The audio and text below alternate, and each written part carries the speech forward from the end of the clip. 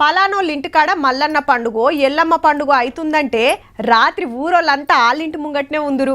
సాపలు వరుసుకొని పరాకతిగా కూకుంటే ఒగ్గోళ్ళు తీరొక్క ఏషాలు కట్టుకొచ్చి ఆడుకుంటా పాడుకుంటా నడిమిట్ల నవ్వించుకుంటా కథ చెప్తుంటే తెల్లారదానికి వినేటోళ్ళు.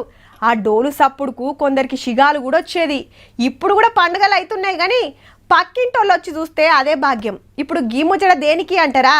మన ఒగ్గు కథ దేశమంతా చూడబోతున్నందుకు.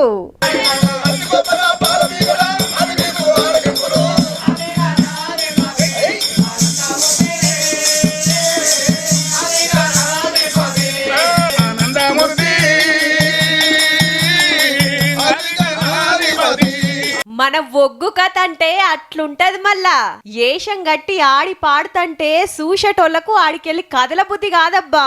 మల్లన్న కథ చెప్పినా బీరప్ప కథ చెప్పినా ఎల్లమ్మ పండుగ చేసినా మస్తు సంబరం అనిపిస్తది.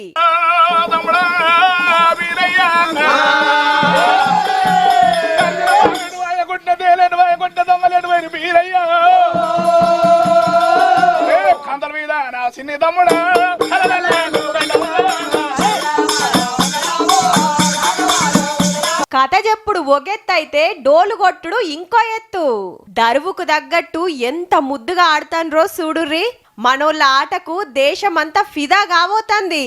హౌ 26 జనవరి నాడు ఢిల్లీలా మన ఒగ్గుడోలు ధూమ్ ధామ్ ఉంటది. రాష్ట్రపతి మేడం, ప్రధానమంత్రి సారు, సెంటర్ మంత్రులు, బయటి దేశాల చుట్టాలు పెద్ద పెద్దోళ్ళ ముంగట ఆడుతారు పాడుతారు. గందుకే గీ ప్రాక్టీసు ట్రైనింగ్ ఇస్తున్నది ఒగ్గురవన్నే.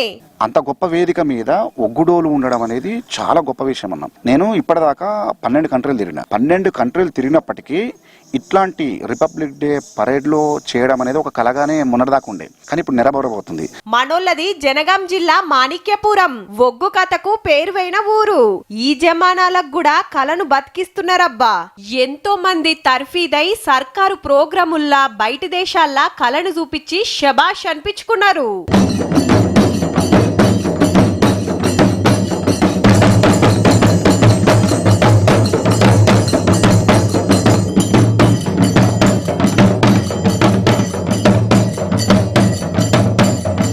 ఇప్పుడు ఢిల్లీలా జెండా వందనం నాడు పెద్ద పెద్దోళ్ళంతా చూస్తాంటే ప్రదర్శన ఇవ్వబోతున్నారు.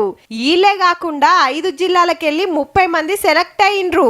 మన తెలంగాణ ఒగ్గుడోలు మోతకు ఢిల్లీ దద్దరిల్లాలే. ఆల్ ది బెస్టే అన్నలు.